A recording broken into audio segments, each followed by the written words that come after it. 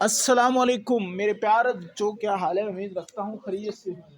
ہم پچھلے ٹاپک میں صدیقین اور صدیق کے بارے میں پڑھا، مطالعہ کی افادیت کو نوازا، افاد عام کو جانا، عملی زندگی میں کس طرح آنا چاہیے یہ بھی ہم نے سیکھا نیکسٹ ویڈیو میں۔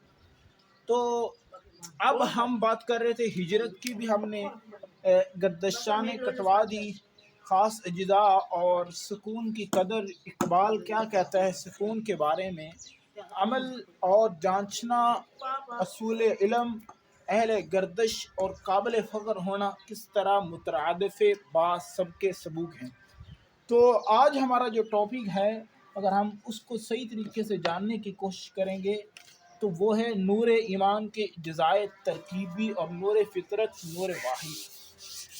آپ جتنا مرضی امیر ہو جائیں، جتنا مرضی سمجھدار ہو جائیں، جب تک آپ کے اندر قرآن و حدیث کی قدر نہیں ہوگی تب تک آپ ایک اچھے انسان نہیں بن سکتے، نور ایمان آپ کے اندر نہیں داخل ہو سکتے۔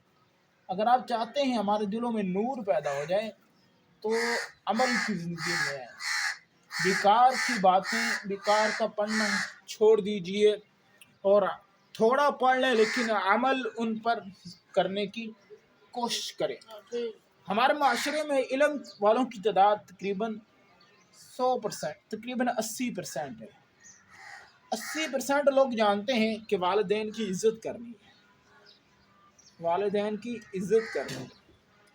80% لوگ، بلکہ 100%، میں کہتا ہوں 100% لوگ جانتے ہیں کہ گھر میں اپنے والدین کی خدمت کس طرح کرنی ہے، کہ میں گھر میں آئی ہوں اور میں نے سب کچھ کس طرح نظام سنبھالنا ہے، جانتے ہیں، لیکن پھر بھی شیطان کے دھوکے میں آ جانا یہ بیس امر ہے۔ اگر آپ بیس تجوید کے بارے میں جانیں گے وہ بھی آپ کو نیکسٹ ویڈیو میں بتاؤں گا، لیکن یہ بیس امر ہے، یہ ہماری جبلی خصوصیت ہے، بیس امر۔ ہم چاہتے ہیں کہ ہمارے والدین ہم سے خوش ہوں، لیکن پھر بھی ہم مجبور ہیں اپنی عادات پر، مجبور ہو۔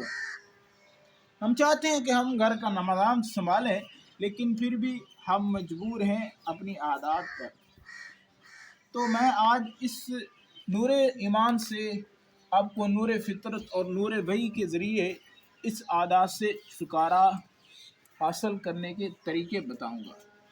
تو پیارا بچوں، اللہ پاک قرآن میں فرماتا ہے اللہ نور السماوات والارض، اور آج ہم قرآن حکیم کے منتخب نصاب اور مباحث ایمان کے بارے میں بیان کریں گے۔ مباحث ایمان، ہاں جی، یہ عید مبارکہ ایک منفرد بالخصوص جس کے درمیان مباحث ایمان، مثلا ایمان کی بحث کے بارے میں، ایمان کسے کہتے ہیں، ایمان کیا ہے، ایمان کیا چیز ہے، اس کو ایمان کی مباحثت کہتے ہیں۔ اچھا، رہی بات، یہاں ایک سوال پیدا ہوتا ہے کہ قرآن حکیم میں تمثیلوں اور تشبیہوں کی اس قدر کثرت کیوں استعمال فرمائی گئی؟ استعمال کسی چیز کا استعمال ہونا، اس کو بھی استعمال کہتے ہیں۔ دنیا کی اکثر زبانوں کی کلاسیکل اور ضرب مثل طور پر استعمال ہوتی ہے۔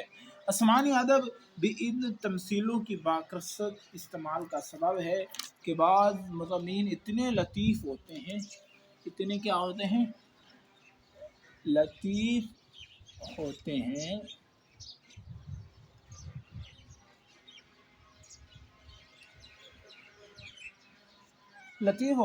کہ اس کو فہم ادراک کی عمومی سطح اتنی بلند ہوتے ہیں کہ اولاً تو ان کی سرعت کے ساتھ بیان کرنا ممکن ہی نہیں ہوتا۔